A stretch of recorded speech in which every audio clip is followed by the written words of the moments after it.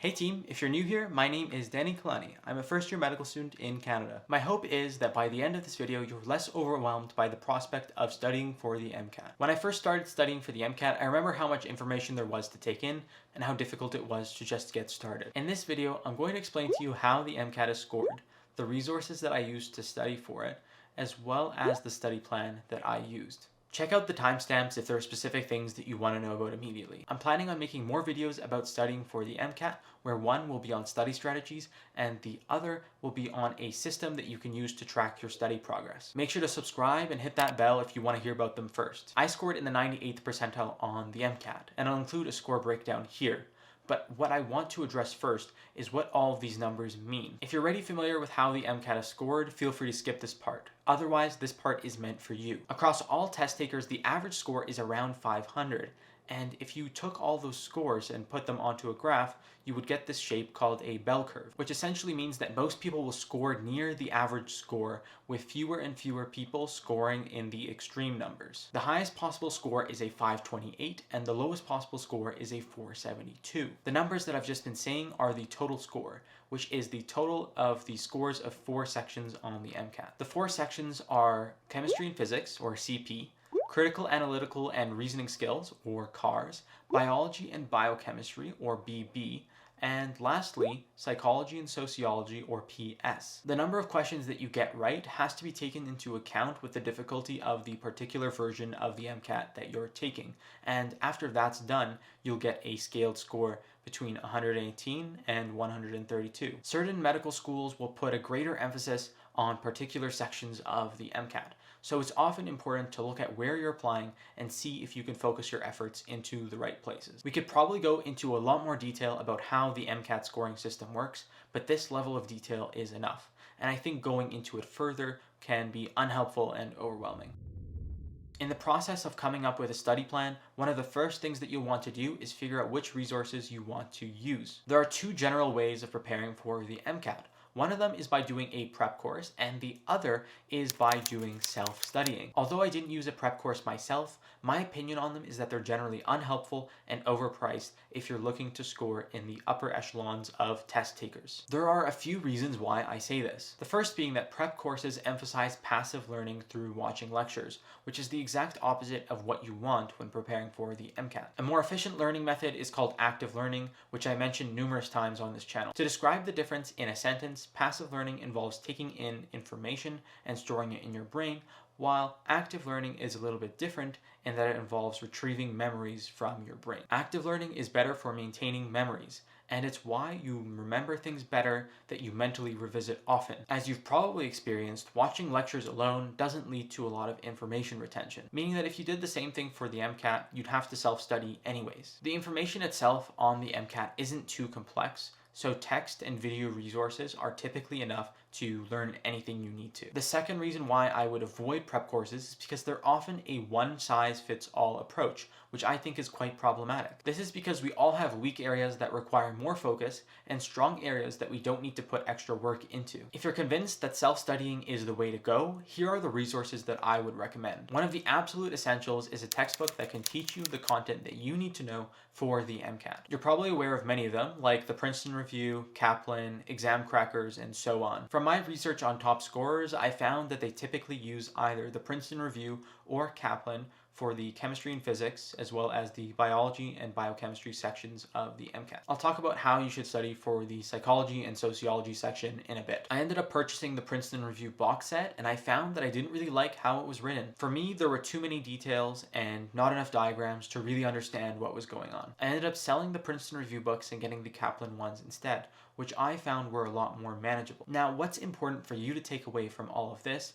is that there are many excellent resources out there, and that you should be choosing the ones that you find most tolerable to use for an extended period of time. If you're finding that this video is tolerable enough to watch for an extended period of time, consider subscribing to the channel for more helpful content. I went through the Kaplan books by going chapter by chapter and making flashcards on the content. I found that this was helpful because in order to make the flashcards, I had to understand first what I was making them about. Flashcards are also a great resource for active learning. Making flashcards, however, can be quite time consuming, so many people will use the application called Anki and download some pre-made flashcards flashcard decks. I'll put a link to where you can find some popular flashcard decks made specifically for the MCAT. For the psychology and sociology section, there are two helpful resources that are 100% free. One of them is a 300-page document with pretty much everything that you would ever need to know for this section. The notes are made based on Khan Academy videos that were sponsored by the American Association of Medical Colleges, or AAMC. These notes have helped many people score in the 100th percentile on this section. The 300 pages were a little long for myself, so I ended up using a condensed version of the document, which is 100 pages long. There's also a Quizlet deck from someone who scored 132 on the psychology and sociology section. I haven't used it personally, but I've heard that it's super helpful. I'll link to all of these in the description. Now that we've gone through how you'll learn the content for the MCAT, I want to take you through some resources that you can use to practice what you've learned. The MCAT isn't just about what you know. It's also about assessing novel situations and being able to apply your knowledge to those situations. Many people will spend between 1 to 2/3 of their time studying on practice resources alone. I'll touch on what I did when we get to the study plan section. The number one resource that you will absolutely need for practice is the AAMC MCAT official prep bundle. If you buy nothing else, this is what you should buy. It costs $300, but it's definitely worth it. It comes with 4 official practice exams, as well as numerous question banks and section banks. The questions are spot on with what you'd expect to see on test day, so they're super helpful for giving you an accurate idea of where you're at in your preparation. The only issue that I have with the AAMC resources is that their answer explanations are really poor. But I did find ways to get around this by going on to the MCAT subreddit and searching up the question that was giving me difficulty. There, I was able to find some other test takers who were kind enough to offer an explanation. My second favorite practice resource is UWorld. UWorld has over 2,000 questions that cover all 4 sections of the MCAT. One of the best things about UWorld is that it gives you some top-tier explanations as well as some excellent diagrams to go alongside them. You should know that these questions are not going to be 100% representative of the MCAT because they are a third-party practice resource, unlike the AAMC. I didn't notice a huge discrepancy between the AAMC and UWorld questions, except for the CARS section, where I noticed there was a completely different way of asking questions compared to what you'd expect to see on test day. Writing CARS questions is difficult to do right.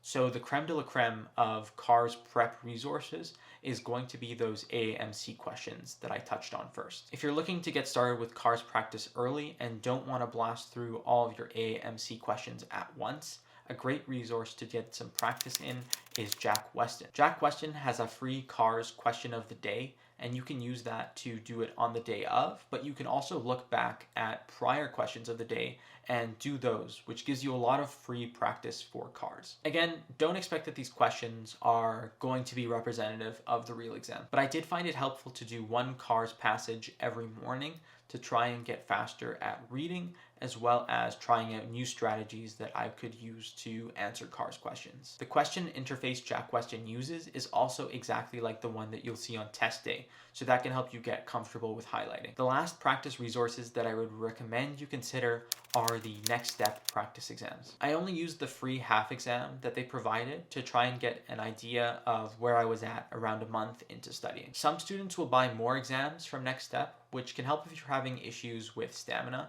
especially because the MCAT can be a long test for many students. I, however, prefer to target my studying early on by going through Kaplan chapters and spending time going through that psychology document. I also did some flashcards and UWorld questions, which allowed me to take a more targeted approach to focus on what I was weak at, as opposed to doing something more broad like taking a practice exam. One last resource, if you could call it that, is the MCAT subreddit. I wasn't studying for the MCAT with anyone else, so having this subreddit of fellow test takers was super helpful. Plus, oftentimes some online resources and helpful mnemonics are shared on there. That's it for resources, and that'll give you a lot to work through. I'll put a priority list somewhere here so that you can decide what you think it's important to purchase as well as work through. Many test takers will spend a ton of time on putting together a study schedule, which may seem like a productive thing to do, but for many of us, it's just a form of procrastination. The reason why we procrastinate here is because there's so much to study and we don't know where to focus our efforts that just getting started is difficult. It took me a while to realize this, but being specific with what you want to accomplish on a particular day and focusing only on that is super helpful. I tried using Google Calendar to schedule every minute of my first month of studying, but I quickly found that it wasn't flexible enough. I also got really sick during my first week of studying, and having that fixed calendar made me a little bit bitter about my setbacks. Overall, I can't recommend using a calendar in this way to plan how you'll study for the MCAT. Instead, I'd recommend that you do two things. One is to use a checklist application like Todoist to plan out what you want to accomplish the next day, the night before. And second, you should set up an Excel sheet to track how you're progressing through content review. I play video games and I find that sense of progress is super rewarding. When I employed the same mechanic in my studying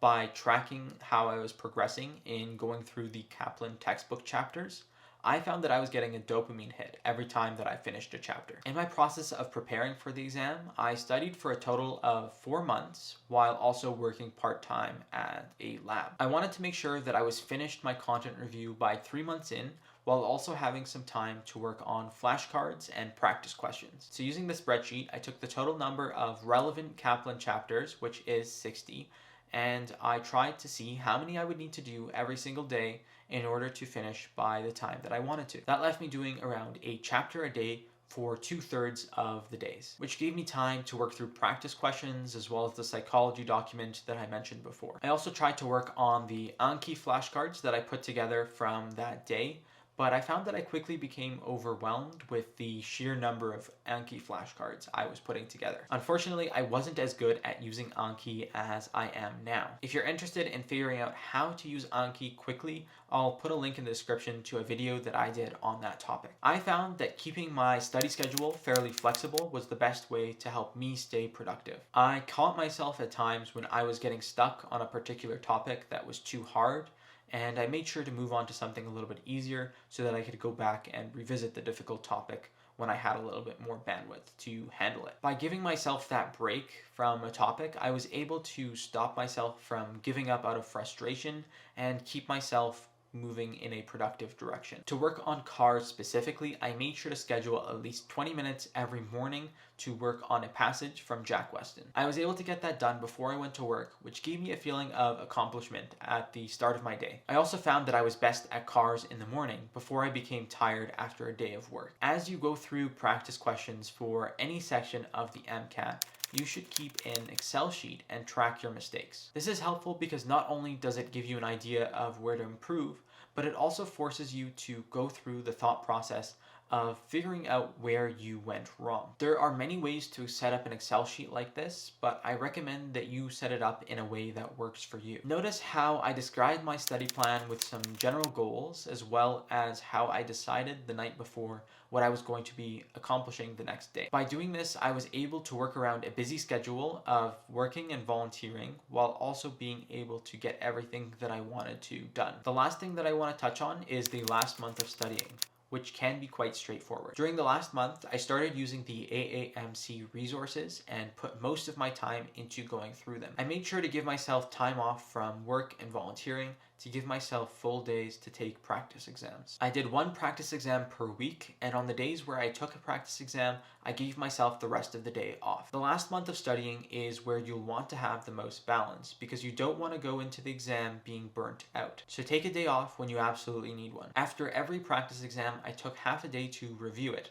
and I noted down any topics that were particularly troubling. For the rest of the day, I would spend my time revisiting those topics and creating some flashcards. When I wasn't working on practice exams, I was primarily going through the AAMC question banks and section banks. Some people will combine them to make more practice exams, but I prefer to spread them out. I also went through any remaining questions that I had in UWorld and continued to go through some flashcards every day. You should also stop using any third-party CARS resources like Jack Weston, as they're not going to be representative of what you'll see on test day. At this point in your preparation, content review is not going to be anywhere as helpful as learning to apply knowledge in practice questions will be. So make sure that your time allocation in your last month prioritizes practice over review. Again, make sure to keep a running list of questions that you got wrong so that you can go back and review them. As you approach test day, I recommend taking some time off. The MCAT is an exam that requires both knowledge and stamina, so don't compromise your test day performance by going in exhausted. The last thing that I want to mention is that you can take your AAMC practice exam scores and put them into this application, which will then predict your score on test day. Generally speaking, your last AAMC exam score is going to be pretty close to what you'll end up getting on test day. For myself, it was around 1 point off. You can also ask Siri what your score will be. Siri, give me a random number between 472 and 528. It's saying 504. It's not quite right. Feel free to leave any questions that you might have in the comments below. I'll leave it at that, and thank you for watching.